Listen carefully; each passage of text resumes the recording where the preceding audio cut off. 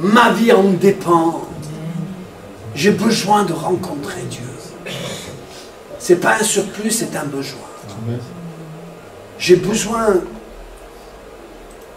ce monde qui se termine là, hein, j'ai besoin de le rencontrer.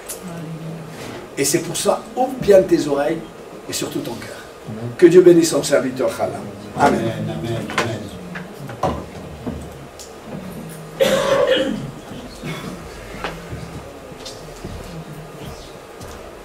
Amen, gloire à Dieu. Amen. Amen. On se réjouit d'être là ce soir. Amen. Amen. C'était la prédication de dimanche. Réjouissez-vous dans le Seigneur.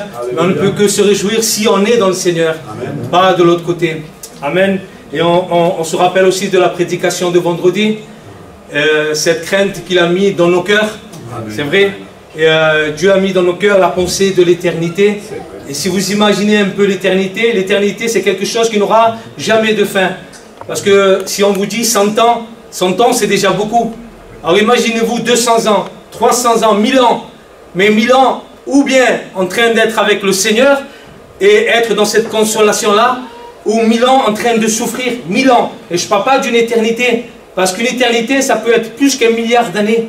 Est-ce que vous imaginez 1 milliard d'années et encore plus encore de souffrir dans les tourments, en train de souffrir. Amen. Et Dieu a mis dans le cœur de l'homme la pensée de l'éternité. Amen. Que cela nous fasse réfléchir à chacun de nous. Quelle décision j'ai prise ce moment-là. Parce qu'une prédication, elle n'est pas là pour nous faire seulement du bien. Oh, je suis sorti de la réunion, ça m'a fait du bien. Et plusieurs fois, j'ai posé la question à ces personnes-là. J'ai dit, c'est bien, le pasteur, il a bien prêché. Mais qu'est-ce qui s'est passé dans ton cœur? Est-ce que tu as pris cette décision de changer de camp? Là où tu étais, tu te trouvais perdu. Et j'ai décidé de me repentir, de croire au Seigneur Jésus et de changer de camp. De changer, d'être transformé par le Seigneur. Parce que le but de la prédication, c'est fait pour qu'il y ait une transformation. Amen. Pour qu'il y ait un changement dans nos vies. Le but de la prédication n'est pas seulement là pour que tu dises « Oh, c'était bien ». Et quand je sors de ce local, de cette porte qui est là, j'ai déjà oublié ce que le serviteur a dit. Est-ce que nous avons pris en compte ce que le serviteur a dit? Que ce soit dimanche, que ce soit vendredi, que ce soit mardi, qu'on puisse le recevoir dans nos cœurs et que cela porte ses fruits. Il faut que cela porte ses fruits dans nos cœurs. Amen. Et nous allons voir dans la parole de Dieu, se trouve dans Luc chapitre 19, Lucien, et le verset, je sais pas, je vais voir. Alors, elle se trouve dans le verset 41. On va faire 2 lectures.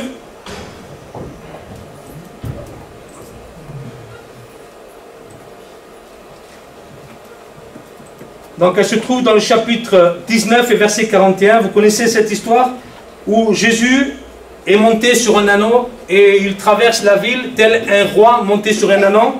Et il est dit, comme il approchait de la ville, Jésus en la voyant, écoutez bien ceci ce soir, pleura sur elle et dit, si toi aussi au moins en ce jour qui t'est donné, tu connaissais les choses qui appartiennent à ta paix, mais maintenant elles sont cachées à tes yeux.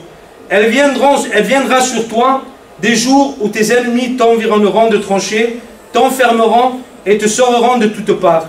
Ils te détruiront, toi et tes enfants au milieu de toi, et il ne laissera pas sur toi pierre sur pierre. Pourquoi? Parce que tu n'as pas connu le temps où tu as été visité. La raison, elle est là. Parce que vous n'avez pas connu le temps où vous avez été visité. Et quand je parlais de dimanche, je parlais de vendredi, je parlais de mardi, vous n'avez pas connu le temps où vous avez été visité. Vous avez ce temps pour un autre jour. Et pourtant la Bible, elle est claire, elle est formelle, elle dit aujourd'hui, si tu entends sa voix, n'endurcis pas ton cœur. Ça veut dire que si aujourd'hui tu refuses et tu le rejettes, ton cœur s'endurcit. Et ce que Jésus reproche à cette ville, pourtant, si vous regardez le chapitre 30, le verset 38 auparavant, ils sont en train de crier, béni soit le roi qui vient et gloire dans les lieux très hauts. Ils sont dans la joie. Mais Jésus arrive dans cette ville de Jérusalem et Jésus sait ce qui se passe. Et Jésus sait ce qu'il y a dans les cœurs. Et Jésus pleure, comme Jésus pleure sur nos vies ce soir. Jésus pleure sur nos âmes. Il pleure sur la dureté de leur cœur, sur l'incrédulité du cœur de Jérusalem.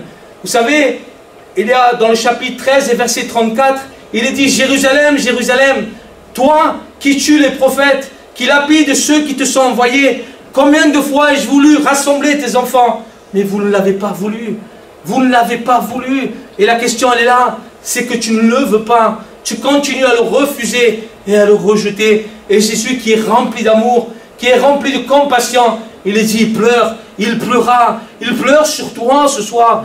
Et il pleure sur moi aussi. Quand tu continues à le rejeter, quand tu continues à ne pas croire en lui, plus tu le refuses, et plus ton cœur s'endurcit, comme le cœur de Pharaon, qui ne laissa pas le peuple d'Égypte sortir, le peuple d'Israël, pardon, sortir de l'Égypte. Il est dit que le cœur de Pharaon s'endurcit. Il s'endurcit parce que le Seigneur connaissait ce qu'il y avait dans son cœur. Il savait, c'est pour cela qu'il disait, c'est par ma puissance que je libérerai le peuple d'Israël. Et c'est par la puissance de Dieu que tu peux être libéré de la main du diable ce soir. Que par la puissance de Dieu, tu ne peux pas te sauver toi-même ce soir. Et c'est pour cela que Jésus pleure ce soir. Il pleure sur cette ville parce qu'il sait ce qui se passe dans cette ville. C'est pour ça qu'il pleure. Tu sais que Dieu est rempli d'amour et de compassion pour toi. Oh, un défaut, comme dit souvent le serviteur, c'est qu'il est rempli d'amour pour toi. Dieu est amour. Si, ça dépend le camp où tu es. Même si tu es de l'autre camp, Dieu continue à t'aimer. Mais Dieu n'approuve pas ce que tu fais. Il n'approuve pas, mais il continue de t'aimer. Il t'aime, mais il n'approuve pas ce que tu fais. Parce que tu te trouves dans l'autre camp. Tu te trouves dans cette destinée éternelle où tu partiras en enfer si tu ne décides pas, si tu ne fais pas le choix aujourd'hui. Tu sais, aujourd'hui, tu peux décider de ton choix, de ton éternité. C'est toi qui fais ton choix. Oh, ce n'est pas le Seigneur. Le Seigneur veut sauver tous les âmes. Mais il te laisse la liberté. Il te laisse la liberté de te tourner vers lui. Et nous, qu'est-ce qu'on fait? On continue, et on continue, dimanche, mardi, vendredi, à refuser le Seigneur. Je ne sais pas combien de réunions nous sommes venus à l'écoute de la parole de Dieu. Le Seigneur a parlé à travers le serviteur, et pourtant je continue à endurcir mon cœur. Demain, je donnerai mon cœur. Mais tu ne sais pas ce que la Bible dit. Le lendemain ne t'appartient pas. Vous avez vu ce qui s'est passé au Val d'Oise, dans cette région de France? Il y a eu une tornade. Il est dit qu'un jeune homme partait travailler, 23 ans, cet homme est mort. Et 4 ou 5 personnes, des blessés graves. Est-ce que moi, je me mets en tête le matin de partir à mon travail et de dire, mais qu'est-ce qui va me passer aujourd'hui? Qu'est-ce qui va se passer? Est-ce que vous vous posez la question? Comme j'ai dit en premier, j'ai dit, Dieu a mis dans le cœur de l'homme la pensée de l'éternité. Je ne suis pas un fanatique de me lever le matin, où est-ce que je vais passer l'éternité? Mais de temps en temps, il faut bien que je me la pose. S'il m'arrive quelque chose aujourd'hui, où est-ce que je vais partir? Est-ce que je vais partir dans cet endroit de tourment? Ou est-ce que je vais partir dans cet endroit de consolation? Amen. Oh, plaise à Dieu ce soir que tu puisses partir dans cet endroit de consolation.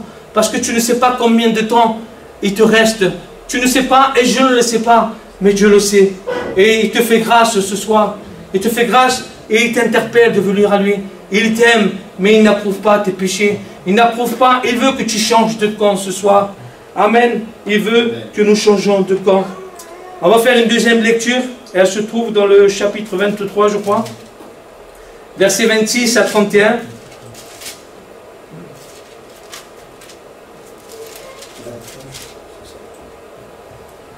Comme il est dit ceci dans le verset 26, on va lire 23, 26 jusqu'à 31.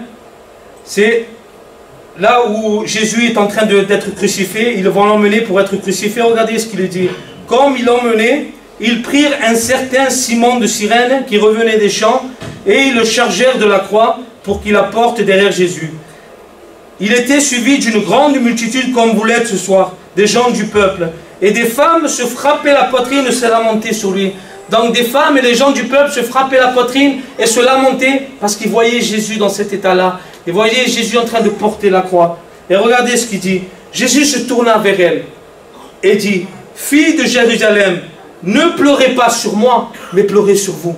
Pleurez sur vous et sur vos enfants. » Mais Jésus est en train de leur dire, « Ne pleurez pas sur moi, parce que pour moi tout est bien. Ne pleurez pas sur moi, parce que moi je suis en train de faire la volonté de Dieu. Amen. Mais pleurez sur vous et sur vos enfants. Parce que vous êtes perdus. Parce que vous n'avez pas encore accepté le Seigneur comme sauveur.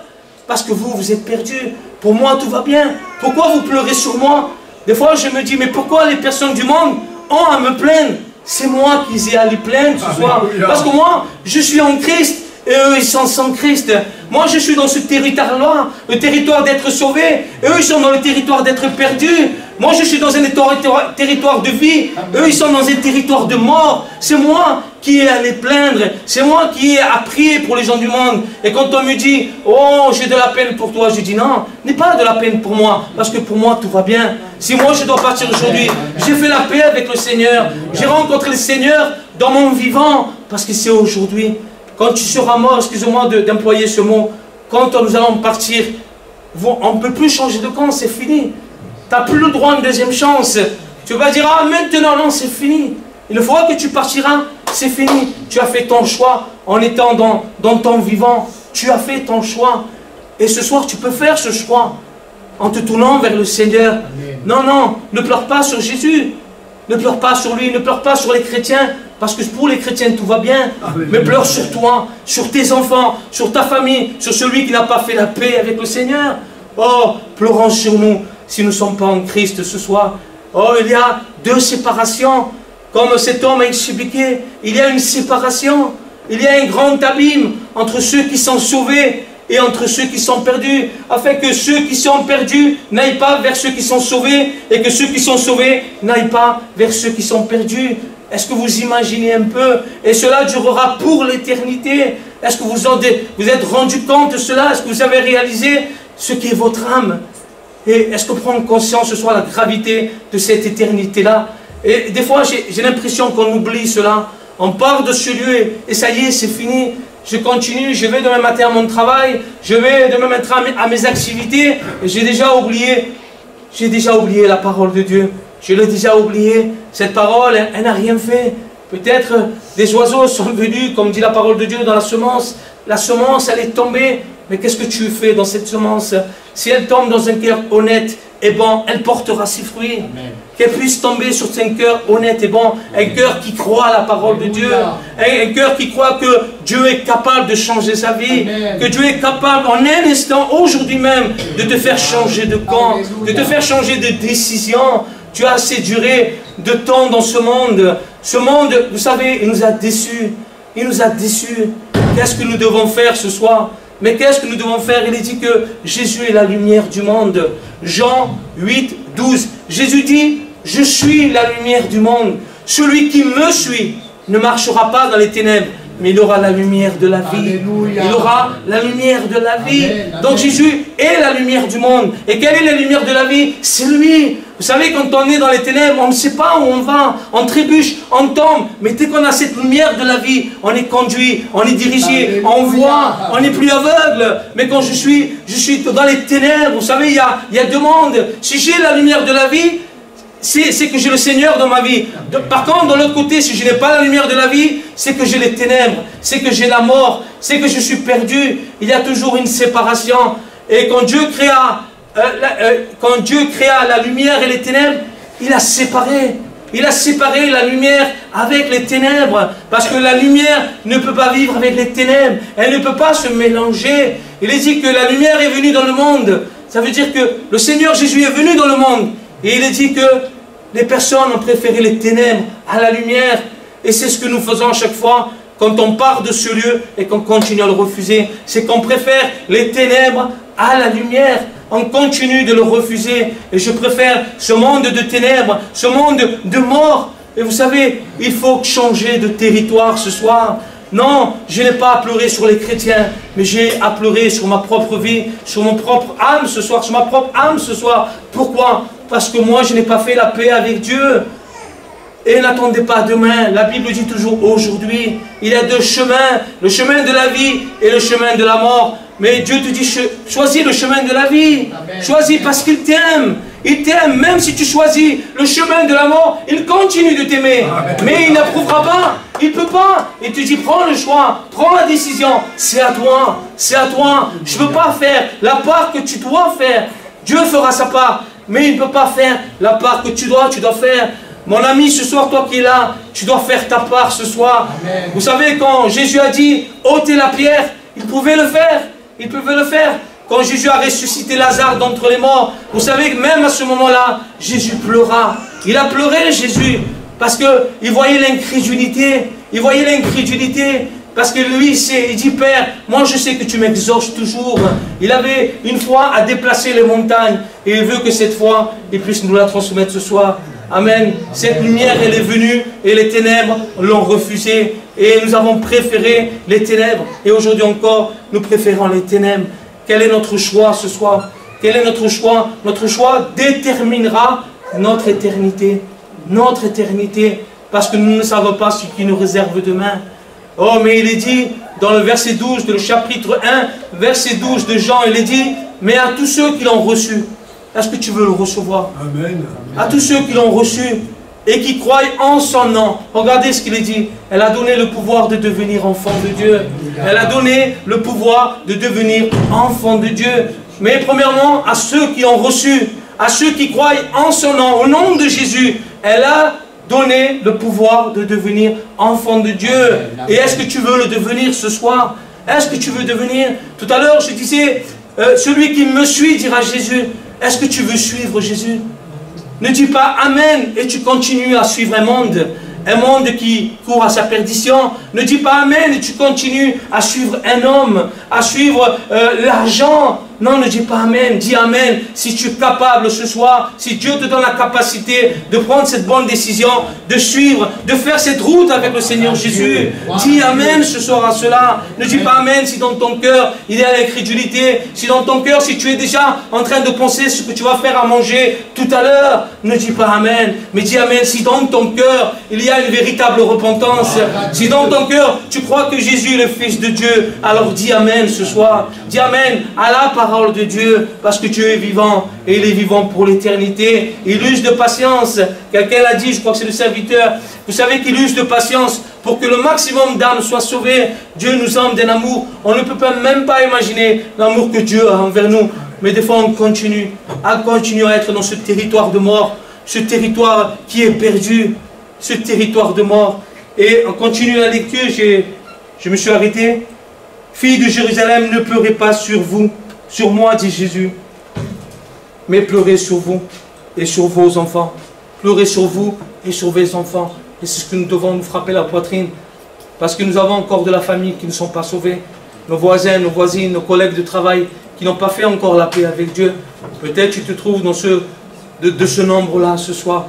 Et tu sais, Dieu t'invite, Dieu t'appelle, il n'arrête pas de t'appeler. Parce qu'il t'aime, il continue de t'appeler. Même si tu te manques, même si tu lui tournes le dos, il continue à t'aimer. Il continue à t'aimer. Je me répète, mais Dieu n'approuve pas. Parce que tu te trouves dans un état de pécheur. Et Dieu ne peut pas. Il ne peut pas. Tu as ta décision à prendre ce soir. C'est toi qui dois prendre cette décision. Il dit, car voici des jours viendront où l'on dira, heureuses les stériles, heureuses les entrailles qui n'ont point enfanté, et les mamelles qui n'ont point allaité. Alors ils se mettront à dire aux montagnes, tombez sur nous, et aux collines, couvrez-nous. Car si l'on fait ces choses au bois vert, je crois que c'est Jésus en parlant de Jésus, c'est-à-dire si on fait ces choses à lui, si à Jésus on l'a crucifié, on l'a fait souffrir, il est dit qu'arrivera-t-il au bois sec? Il est dit si le juste se sauve avec peine, que deviendront l'impie et le pécheur? Donc si on fait cela à Jésus, Jésus qui était juste, qui était innocent, qui était sans péché, à combien plus forte raison les autres? Nous qui sommes coupables, qui sommes pécheurs, qui sommes morts, vous savez, on représente le bois sec comme quelque chose de mort, comme quelque chose qui brûle facilement, quelque chose qui est desséché. Un bois vert, c'est un bois qui est plein de sève et verdoyant.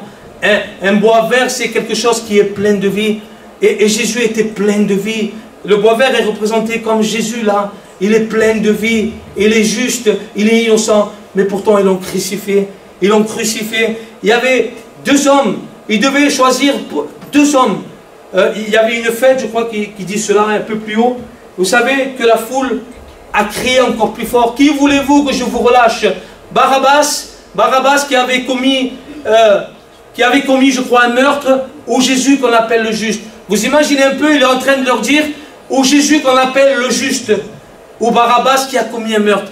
Mais pourtant cette foule-là, ce jour-là, a crié, crucifie-le, crucifie-le, crucifie-le. Et c'est pour cela que Jésus dit, mais pleurez sur vous et sur vos enfants, parce que vous avez fait votre choix.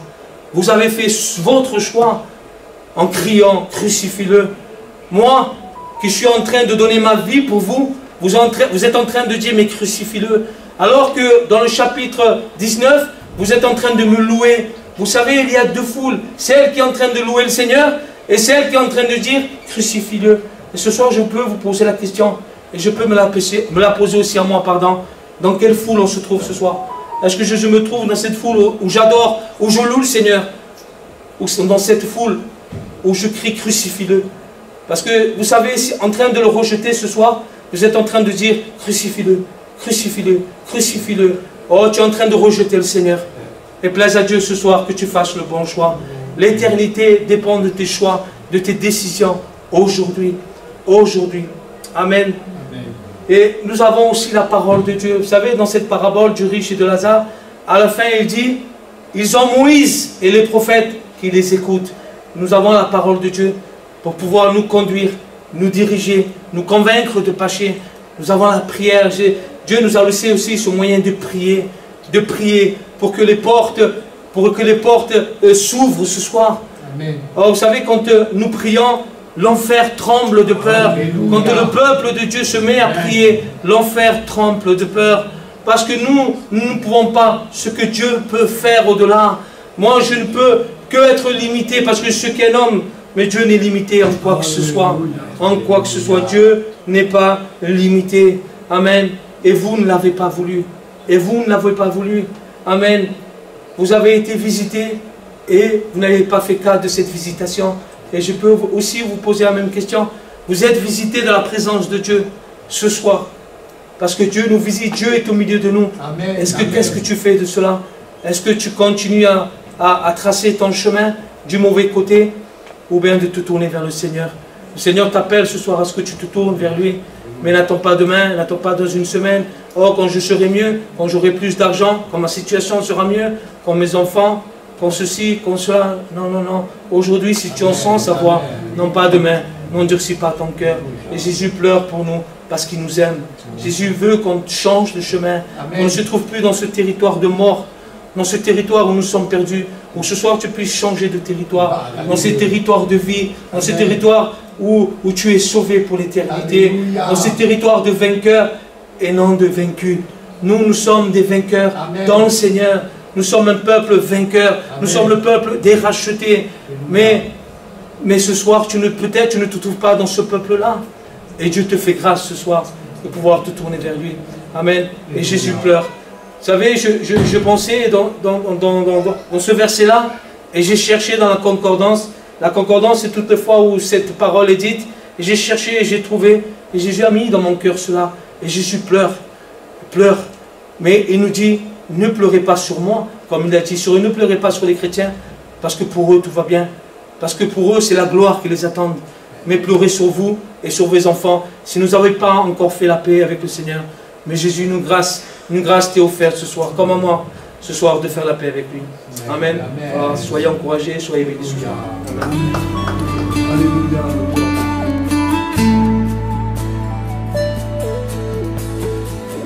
C'era un giorno in cui l'uomo andò incontro a Gesù. Era un uomo straniero che viveva laggiù, molto amato da tutti per le sue virtù. Ho sentito parlare così tanto di te. C'è un mio servo che muore ed io so che non c'è uno che può salvare all'infuori di te. Io ti prego, Signore, non entrare da me, no, perché so che il mio cuore non è degno di te, ma con una parola sì, certo, Signore, tu potrai guarire questo mio servitore. Perché anch'io sono un uomo e so quello che fa. E se dico ad un soldato devi andare, gli va. E un mio servo fa questo, egli pure lo fa. Non esiste in Israele una fede così, disse allora il Signore rivolgendosi a chi sta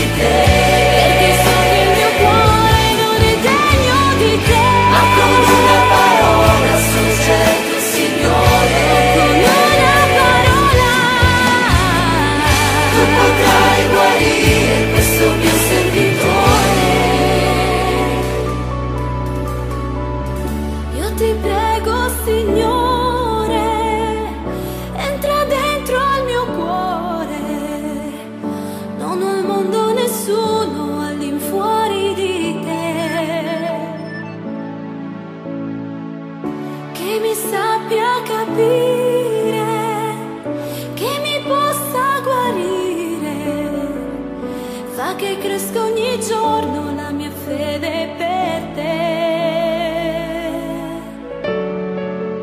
fa che cresca ogni giorno la